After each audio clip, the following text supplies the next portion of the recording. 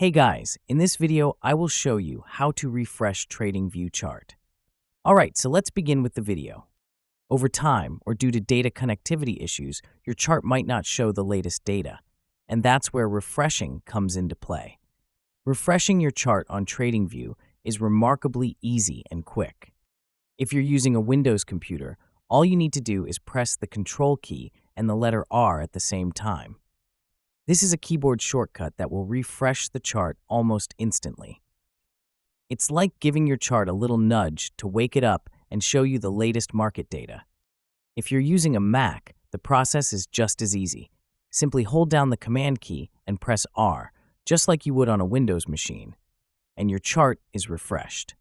Sometimes, right after a refresh, you might notice that the chart needs a moment to load the latest data. This is totally normal, especially if the market has been particularly active or if you have a lot of indicators or drawings on your chart. Just give it a second or two, and everything should be up to date. And that's it. So that is how you can refresh TradingView chart. So that's all for this video. Thanks.